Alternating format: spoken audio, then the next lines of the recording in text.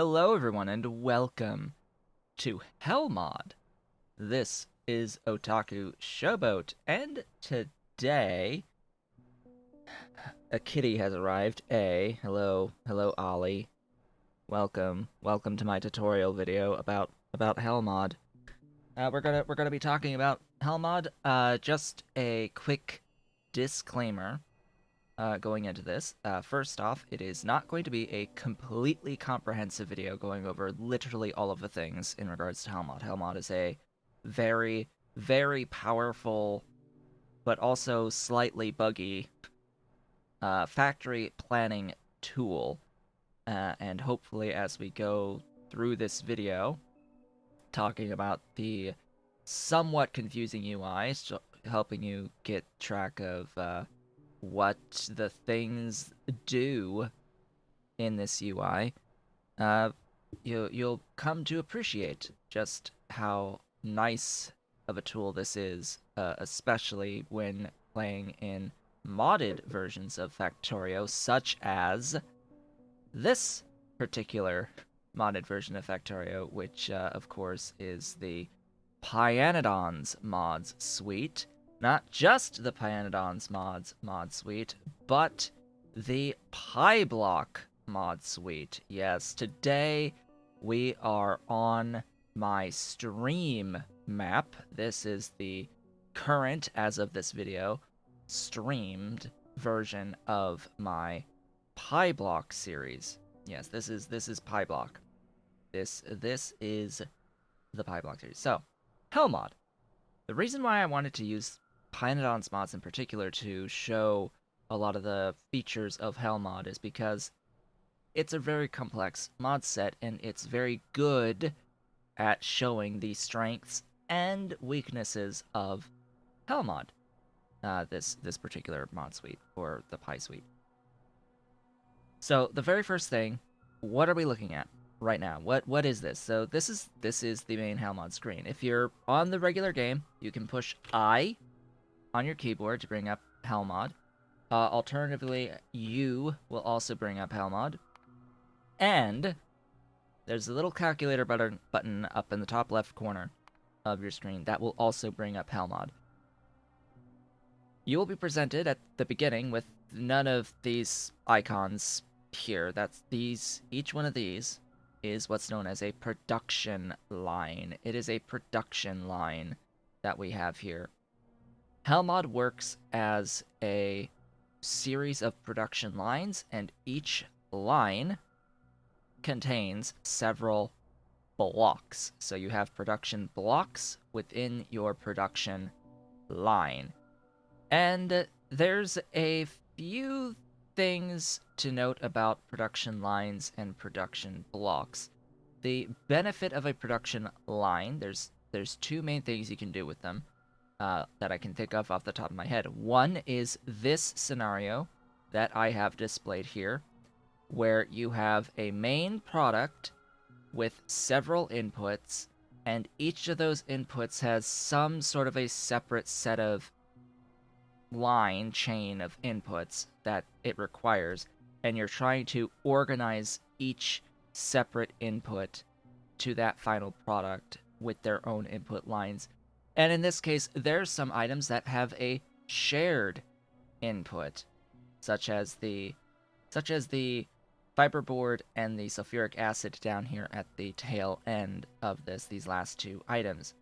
You can link each block to the head block and all of the blocks above it.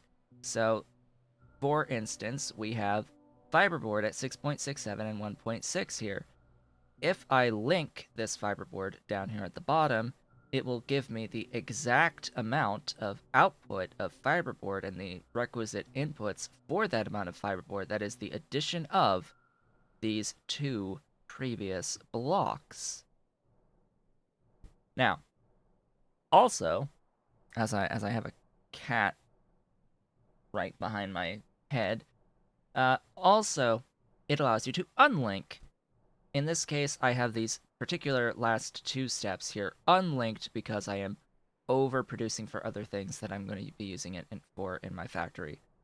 So that's one example of how you can use blocks and production lines. Now, how do you make a production block? That's I guess the first thing. You will have to add a recipe. But first I want to discuss the other way that you can use production blocks in a production line. The other way is to compare different processes. So the Pyanodons Mods mod suite has many, many ways of getting very specific items. And you can use Helmod to compare these processes. So if I go to this phosphate rock here, I have two different methods of making phosphate rocks presented in two separate production blocks on this production line, and it allows me to see exactly the comparison between these two.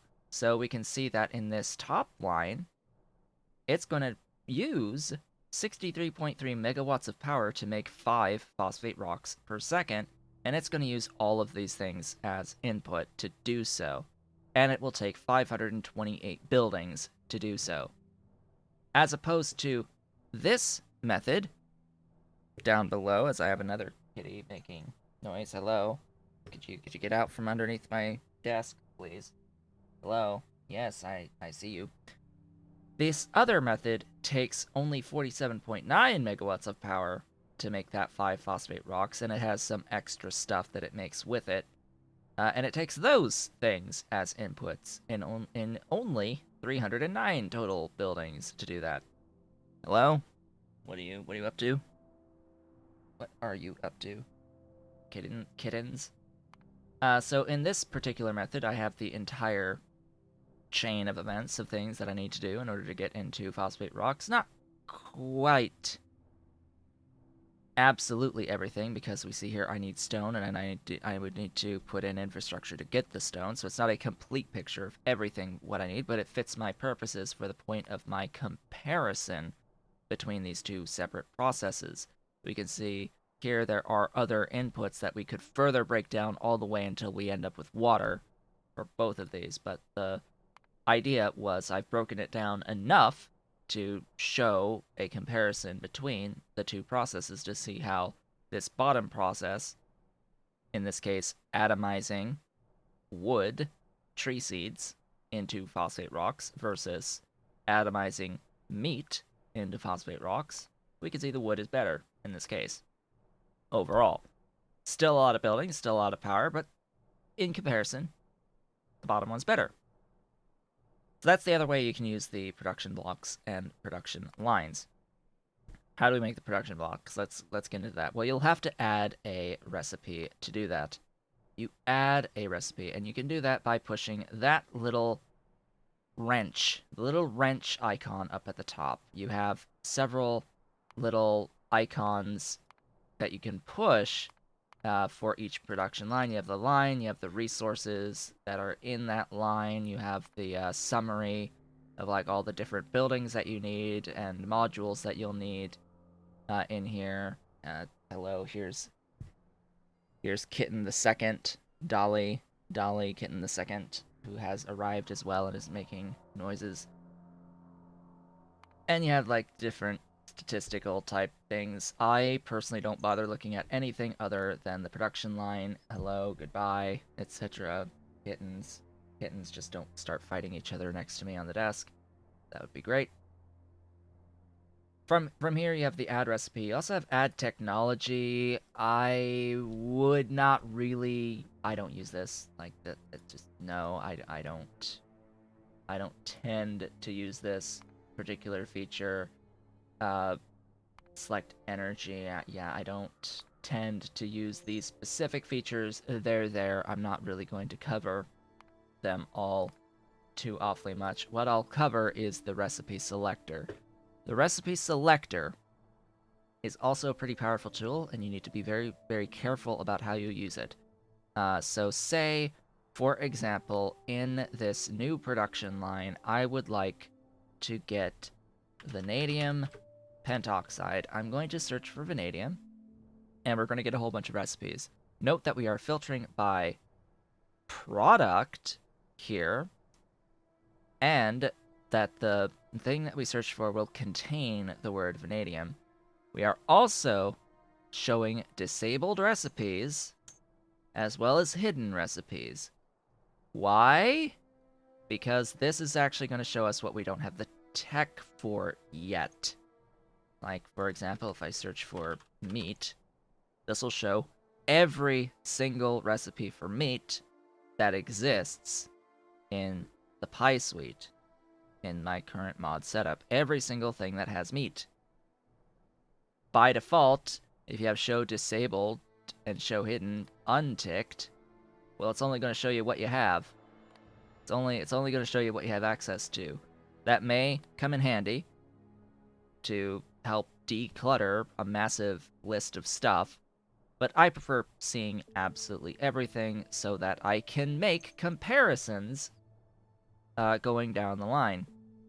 So, going back to vanadium here, there's also a way to search by ingredient. So in this case, it's looking for all of the recipes that have vanadium as an ingredient. So in this case, super alloy has vanadium pentoxide as an ingredient to make it, as does blanket chassis and deposited vanadium core. All of this wonderful, beautiful stuff. Now, you'll also notice these little blue circles on fluids. We'll get to that in a little bit. For now, I'm going to go through the process of making a production block for you. In this case, it's going to be vanadium. In this case, it's vanadium. So, vanadium has several things. We're going to do this actual intended chain. That's going to be, that's from precipitate.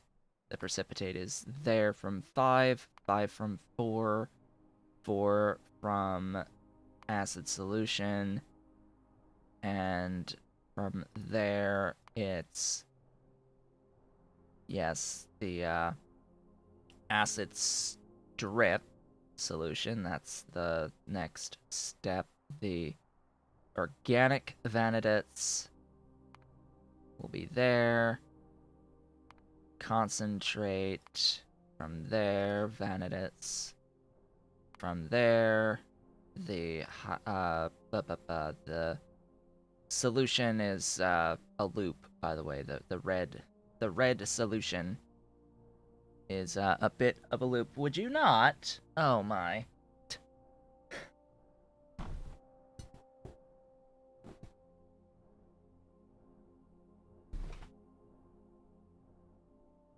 She jumped on my green screen. She jumped on my green screen. She's adventurous. Adventurous girl jumping up on top of a bar. Do not go. And I got a little scratch on my finger thanks to that. Thank you, Dolly. All that's staying in the video, by the way. Like, I've stopped caring about having the kittens showing up on the videos like this. Yeah, so the red stuff's going to loop. We have to, like, make a bit of the red vanadium solution. But you not. Just go, get.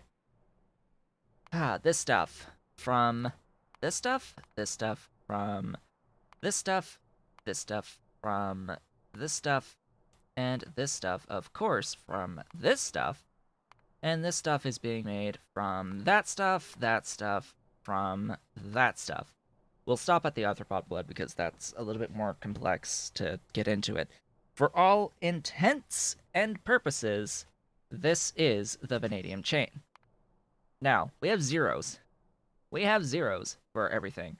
I will note that acid solution can also be made out of blue liquor. That's how you get an initial supply of blue liquor for this. Just as a side caveat thing in regards to the vanadium solution. You need to provide an initial supply into this system that will loop back and forth between steps. It's designed to be that way, and then you just cut off the blue liquor into solution once you have enough to cycle in here. Okay, that being said, this is a lot of stuff. This is a big chain, lots and lots of steps. What do you do now? You have a whole bunch of zeros, you have an output. What do we want? Well, we want a specific amount of output of the vanadium pentoxide, right? In most cases, you are going to want a specific output, and by default, this is set up to be product input. What does that mean? That means that you yourself are going to input a value for how much product you want out of this production block or line. Really, you can set it by individual production block, and overall at the end, the line will add up everything for all of the production blocks, and you can actually look at it from a line perspective here, and it'll show you all of the outputs and all of the inputs added up between all of the blocks. For this case, let's say we want 5 vanadium pentoxide out total. Well, it's not going to give us much value here. You can see we've got a 0. We need a vanadium pentoxide. It's not going to tell us anything of value. Why? Well, this is because we are using the algebraic solver. If we move over to the matrix solver, this is going to do a lot of the math for us. This is the most powerful feature of Helmod, is the matrix solver. So when you end up with a situation where, in this case, you have several steps that output the same thing, you're going to want to use the matrix solver, because I want 5 out. I need to know all 4 adding up to 5 out. I need to know how all 4 of them relate to each other to get to that 5 out. And that's what the matrix solver does. That is what the matrix solver does. Now, you will notice there's a lot of inputs here. Some of these inputs are rather complex and have their own associated chains with them. And you'll also see here 21.4, 21.4. It is 1-to-1 between the process inputting vanadium solution and a process then making solution out of concentrate. We end up with this used solvent, by the way. I haven't put in the thing that uses the used solvent, but you can use used solvent to make additional blue liquor as another thing to help, again, reduce stuffs that you have to work with or improve your output overall. So there you go.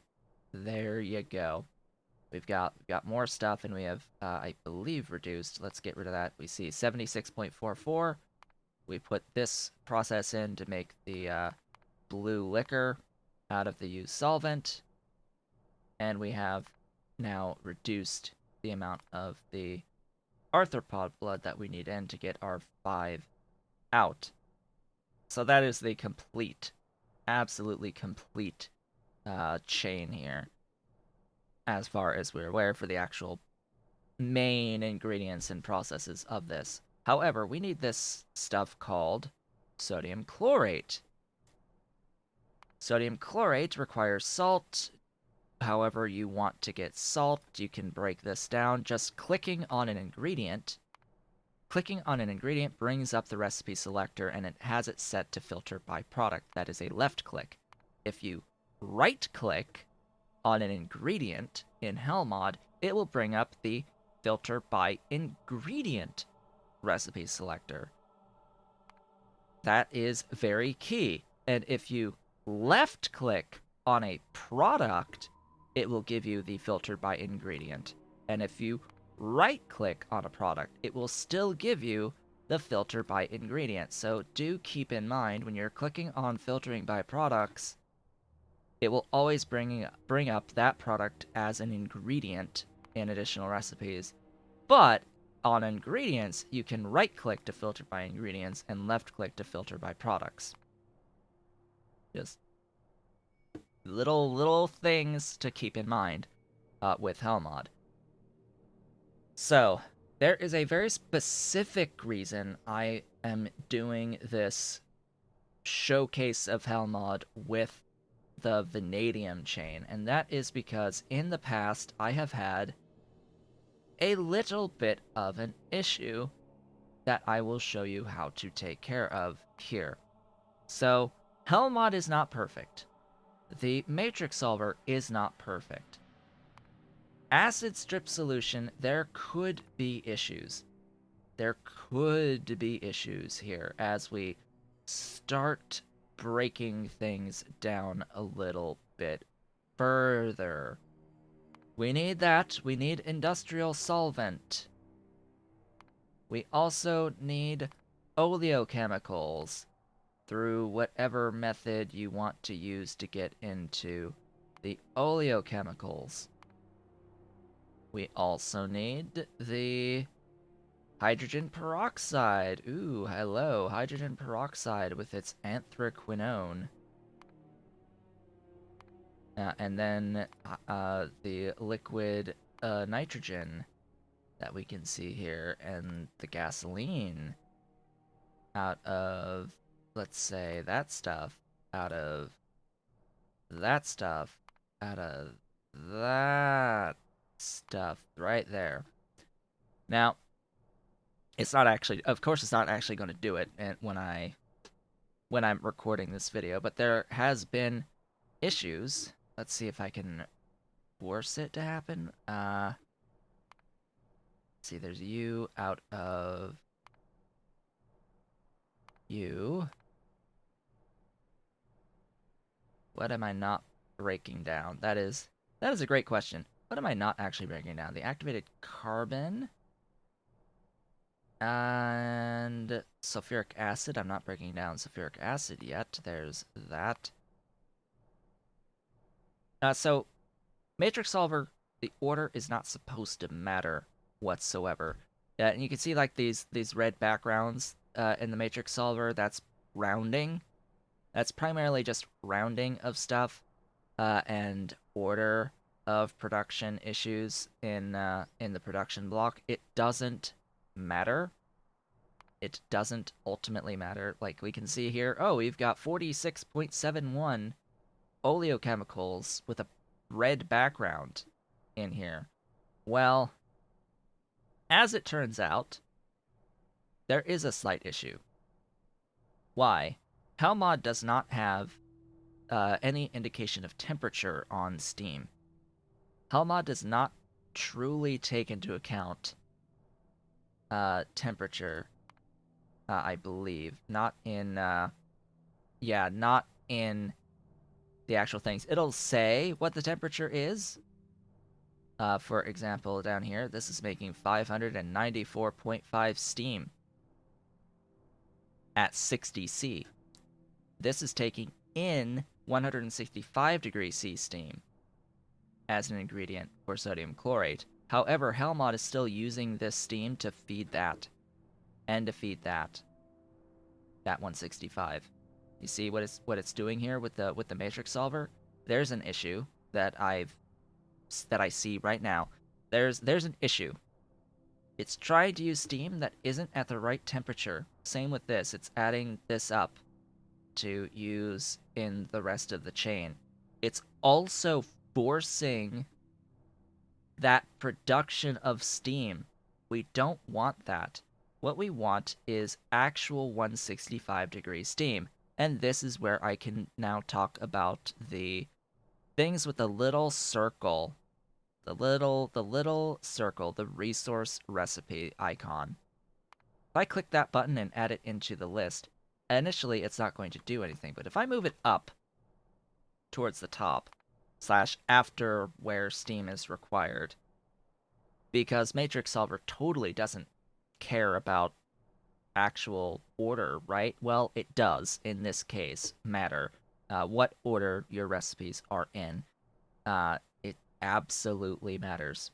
And that will give me the steam that I need, and it will reduce to the proper amounts of stuff, and we no longer have anything with the red background anymore. So, yay! Excellent. That's fantastic. What would happen if we add something into this mix that happens to output water? What happens if we were to add something, some recipe into this that happens to output water? Well, what would output water that we would use in here? Let's see. What type of recipes do we have here where we would consider using a recipe that outputs water? Because that's gonna cause issues if we do that. Now, I've used that for you. I've used that for you. Trying to see where's the organic solvent. It's usually going to be that one on the organic solvent, and the soda ash regen solution uses more water. It uses ash and saline. Oh, look, we no longer have any ammonia through this process. Why? Oh, you know, just because the organic solvent recipe is also giving us ammonia. Just, you know, it also gives ammonia, and it's apparently giving enough ammonia. But it's also, like, dramatically overproducing on the organic solvent that we need, like, by a bit, by a lot. And changing the order isn't doing anything. What can we do about that? The answer is not much. So theoretically, control or shift left clicking onto a product is supposed to tell Helmod that it is a primary output. It doesn't actually work. Just straight up. It doesn't actually work. So this is a bug that you can run into quite often. And unfortunately, the only thing you can really do is put in a different recipe for the organic solvent. In the alternative, there should be a recipe for ammonia that can be assigned and moved down. Now, unfortunately, it's not that helpful in this particular case, because it's like, okay, I need it's not doing anything of particular value to me, because sure, it can give me the reduced amount of that, but I would rather it be this. It should be this, not this, that it's doing that with. And it just it doesn't want to do it, right? It doesn't want to do it no matter what order we have here for these things. Why? I don't know. I truly have no idea why it does this in this way. So, how do you get around this little niggling issue? Well, it's at this point where you have to start thinking about, okay, now I need a separate production block for ammonia production, and ammonia through that recipe, and we have to then remove that there, and we need to have a separate block for the organic solvent. It's organic dash solvent.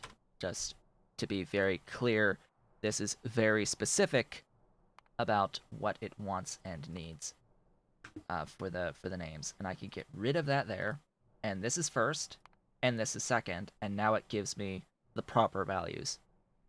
As linked blocks, it will default to doing linked blocks. These blocks are now linked. Just for reference, these blocks are now linked.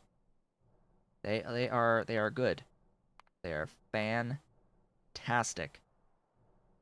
Now, anytime you have something shared, like stripped distillates, here, we see we have stripped distillates here, and we have up in the main thing, stripped distillates getting used here. We don't want to actually break down those stripped distillates yet. We can strip those down into a separate block, and it will add up the total amount of stripped distillates that we need. For example, that is what that will do. I'm still interested in a recipe that gives me an output of water. Is there anything that gives me an output of water as a product? Filtering tailings, but that's not what I'm thinking about. I'm thinking about something very specific.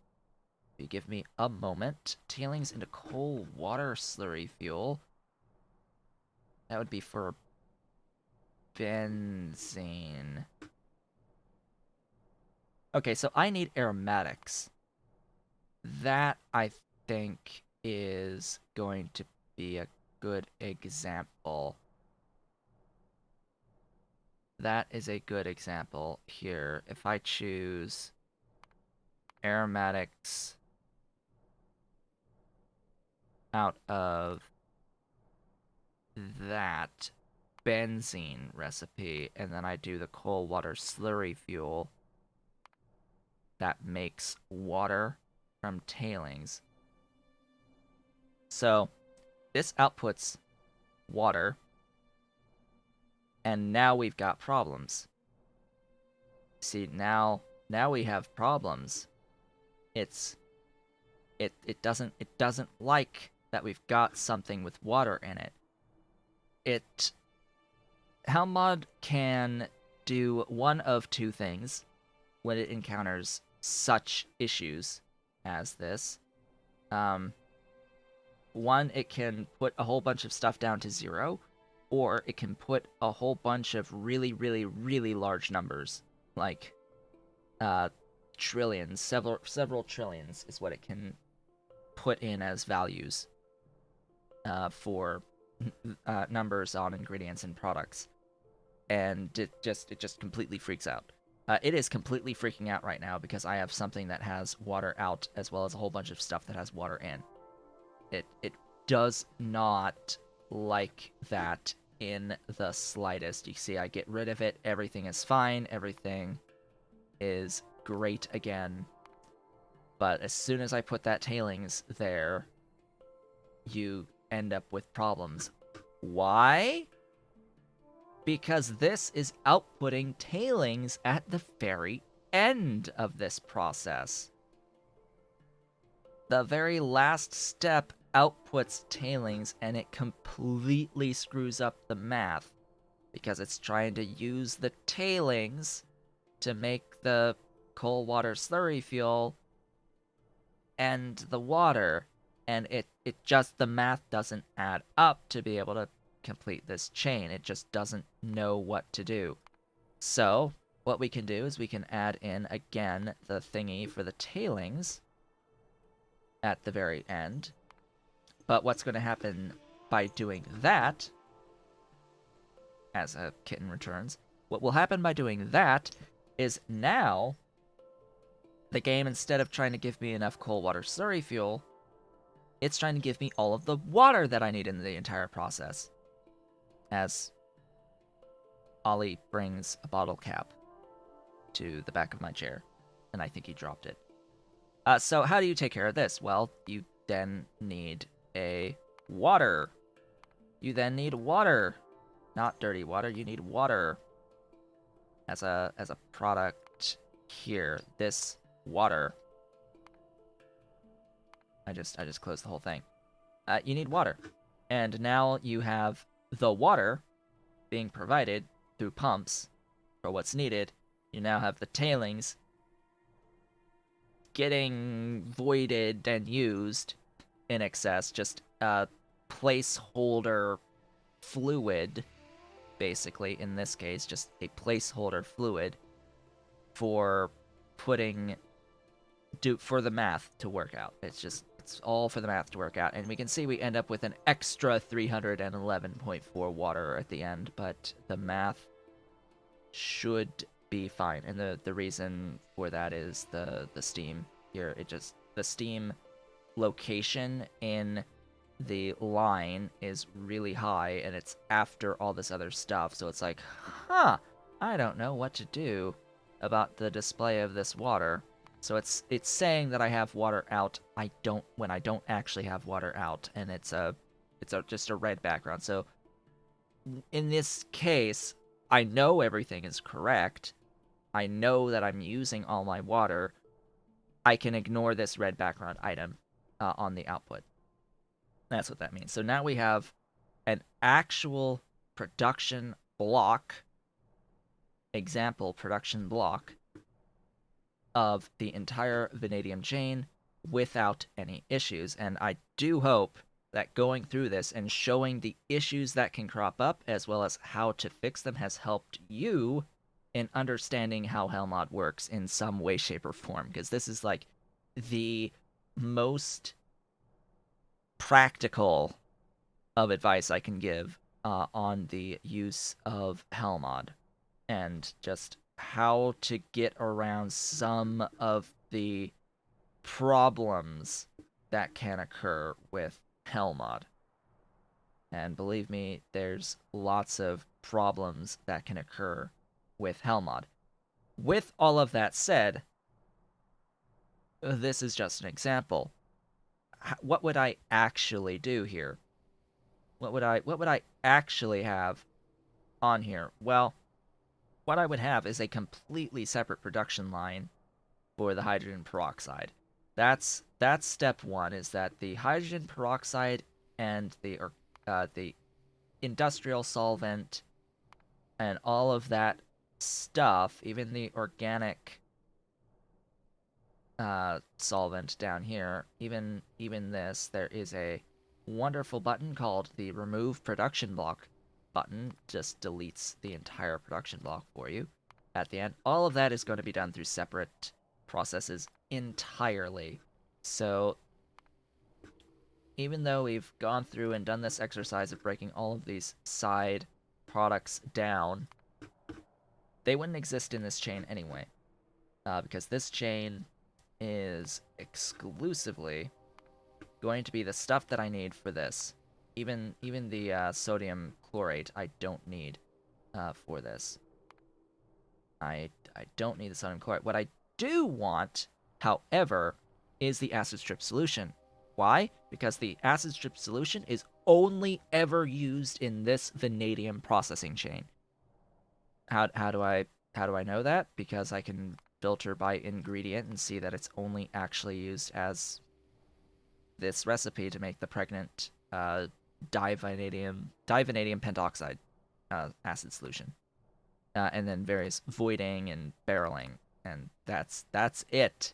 And it has the resource recipe assigned with it as well if you ever need that, which you probably won't. So because it's only used for this, my concern is, okay, I need methanol through whatever method of getting methanol I need. I need oleochemicals through whatever method of getting oleochemicals I need. I need sodium chlorate through whatever method of getting sodium chlorate I need. I know I need steam. I'll keep the steam. In fact, now I can move the steam to the bottom because I don't have anything else producing steam at 60C to get in the way. And this is what my actual chain would look like. The actual production block that I would use in my planning.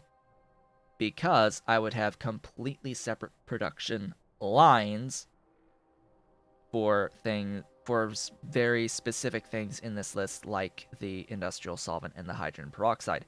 I may have a production block for the ammonia. I may decide that, okay, this does use a fair amount of ammonia. I can do it out of chromium, basically, through the nitrogen plus hydrogen plus chromium recipe. I may do that on site.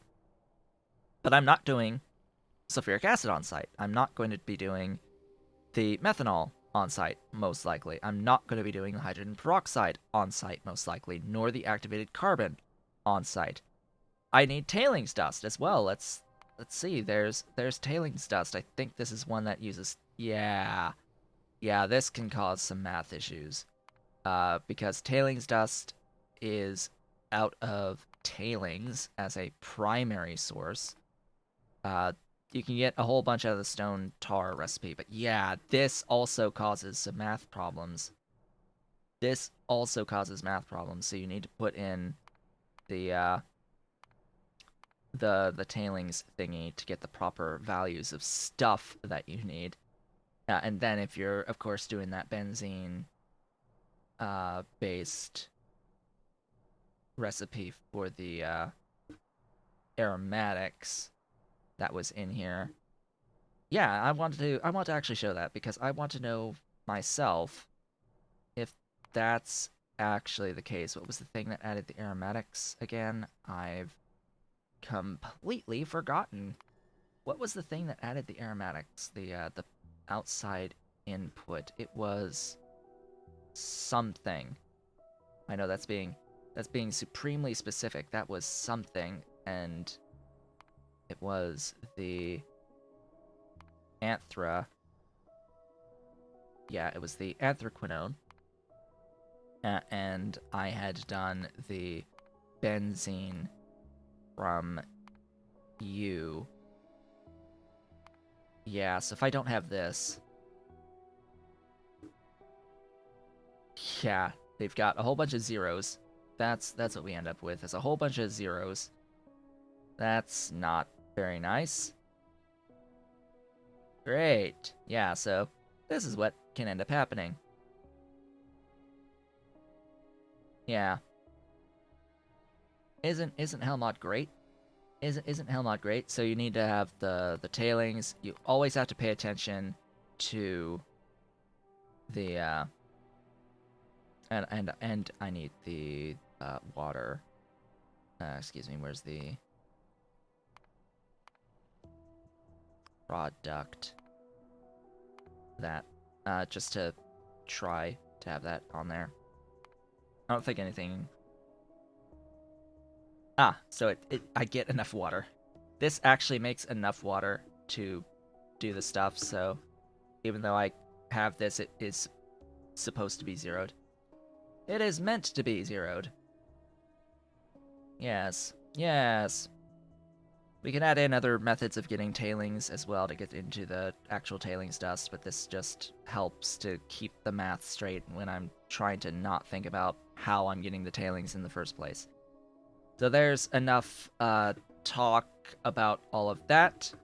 That is how Helmod can end up being used to produce the numbers on buildings and specific buildings that you will need in order to complete a specific task, in this case, vanadium pentoxide. Part 2. What happens if we are not interested in the actual product output, but we're more concerned about using all of the input ingredient that we have? We want to know, okay, I have such and such amount of stuff. How much stuff can I make out of that stuff? In this case, it would begin with the arthropod blood. Let's say I have production of 50 arthropod blood. What does that mean? Well, when you hit the ingredient input, from product to ingredient input, it will flip the entirety of your production line, of your block. So it completely flips everything. So now our vanadium is at the very bottom, and we can see that our output is going to be 4.03. However, we now have some zeros in here, up at the top, and in here for the tailings dust. Why? Why do we now no longer know the acid strip solution, the steam, the tailings dust, the tailings, the water, all of that? Why is that all now zeroed out? It's because it's because Helmod is really, really bad at working backwards. Helmod can't work backwards very well. I don't even know why this is even showing me 5.77 on hydrogen peroxide, because it should also like be zeroed. It's not even giving us the 17.1 that we need here. It is otherwise the actual amount that we get out. We get out 4.03 for 50 for 50 arthropod blood in. Like that's fine. But it, for whatever reason, Helmod cannot work backwards from there. It can only go forwards, not backwards. So in this case, the acid strip solution would require calculating backwards and not forwards, and it can't handle it. You are forced to move acid strip solution and all of the other backwards components into their own separate production block that is not set to ingredient input. It's fine to be a linked production block with a product input, uh, and it'll do that math for you. So let me demonstrate with that. I just open up, I click the button here to add production block. I go in and do acid strip solution, and it should bring up that, and that gives you the values. And then we would be able to remove that from there. So that's what you'll have to do. You can even add in the other components into this separate block, just as long as it's linked and set to product input, because it cannot, on a production block set to ingredient input, work backwards to give you accurate values of stuff for your inputs. It does not like it. It does not work all that well. I think it's actually using the tailings. That's why it's giving the results that it's giving. But yeah, that being said, that's the other intricacy here is ingredient input does not like working backwards on the side inputs, because they're other inputs, right? You're trying to tell it to take a certain amount of inputs. Well, if you work backwards, that's more inputs that you need to tell it exist, and it won't automatically calculate that for you. You have to like tell it how many ingredients you have uh, for it to work properly. In order for it to actually calculate the amount of ingredients of other ingredients that you need outside of your primary defined ingredient, you have to use production blocks, separate production blocks that are linked to this one, that are set to product input by default. Let's see, what else can I say here? Be very careful about input and output fluids, because Matrix Solver in particular has a hard time handling uh, identical input and output fluids. That includes steam at different degrees of temperature. Helmod does not handle temperature with steam, and it will attempt to use steam that is too cold in separate recipe processes. So keep that in mind as well. Um, yeah, that is actually the main set of things I wanted to cover. There's also things like copy and paste. You can copy a production block and paste it into another production line. You can as a block in another line. So say, for example, you've built out a production block here. Say I've built this out and I want to use this in a much bigger line separately. Well, I can do that. I can paste it in here. It will not keep the settings, though. It will not keep your settings. It will set you back to product input, not ingredient input. Big thing there. It will set you back to product input and not ingredient input. So if you want ingredient input, you have to set it again as ingredient input with the amount that you need. It simply saves the actual steps themselves in the line. It saves nothing else when you do copy paste. Same thing applies with the upload and download of the production line.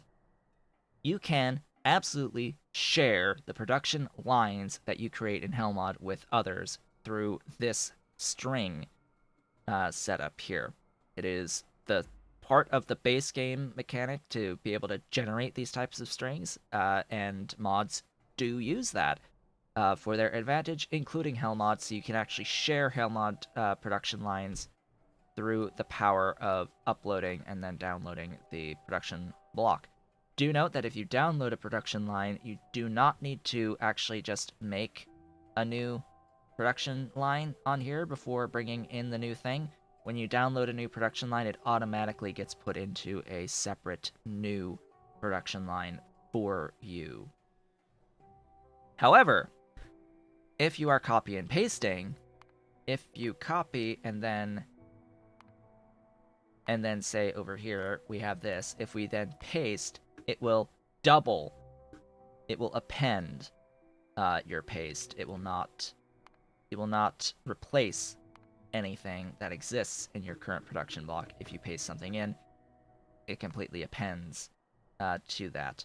Of course, you can remove the production line if there have been updates to your mods that you are currently running. There is a refresh button that will update everything to the current numerical values and fix any, or attempt to fix any changes in tech lines and all of that, and production lines that may have been changed at any point.